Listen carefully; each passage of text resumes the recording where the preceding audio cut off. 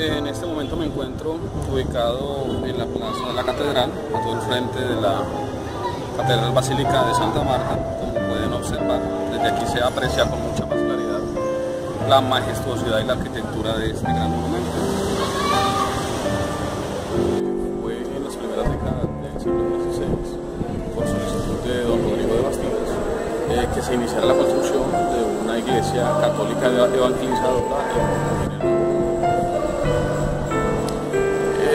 Inicialmente el emprendimiento se llevó a cabo no en la ubicación en la que nos encontramos ahora, sino en donde ahora se encuentra el Banco de la República.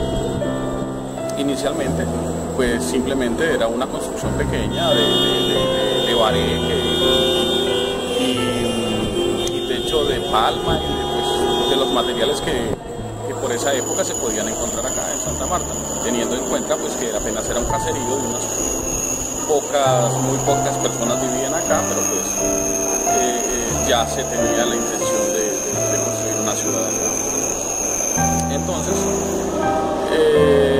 con el tiempo, pues debido a los ataques de piratas y cada que se invadía la ciudad, que cada que se saqueaba la ciudad, pues destruían la iglesia, destruían la construcción, y entonces fue hasta 1766 cuando se empezó la construcción de esta edificación en la que nos encontramos en este momento, pues ya de una forma más oficial, de una forma más sólida, más robusta, con la intención de resguardarse o de que resistiera los combates de los corsarios holandeses, franceses, que de cuando en cuando saqueaban la ciudad. Como cultura popular se cree que la Catedral de Santa Marta fue la primera catedral construida en América, cosa que no es cierto del todo.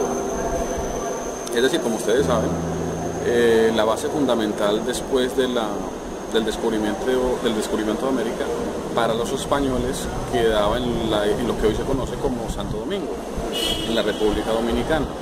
Allá fue donde se construyó la primera catedral o iglesia cristiana en el Nuevo Mundo. Pero tampoco es mentira que en plataforma continental como tal, sí, la Catedral de Santa Marta es la primera.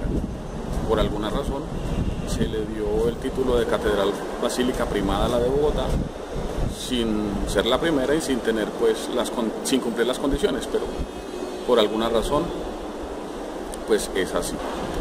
Como se puede notar, el estilo y la arquitectura de esta instalación es neoclásica, o tiene la tendencia a ser neoclásica post-barroca. Como pueden observar, es un poco exagerada su construcción, columnas extraordinariamente gruesas y arcos muy tallados, muy robustos. Tal vez tuvo que haber sido así por aquello de que se construyó como tal para resistir los embates de los corsarios, o tal vez pues porque en aquella época, digamos, no habían muchos estudios adelantados de capacidades estructurales ni nada de esas cosas. Pero como se puede ver, predomina la robustez, vigas muy gruesas, columnas muy robustas y un estilo muy sobrio, muy bonito. Tal vez tuvo que haber sido así por aquello de que se construyó como tal para resistir los embates de los corsarios, o tal vez pues porque en aquella época, digamos, no habían muchos estudios adelantados de capacidades estructurales ni nada de esas cosas. Pero como se puede ver, predomina la robustez, vigas muy gruesas, columnas muy robustas y un estilo muy sobrio, muy bonito. Las dimensiones de esta edificación son aproximadamente, mal medidas, tiene 80 metros de largo por 35 metros aproximadamente, entre las carreras 17 y 16.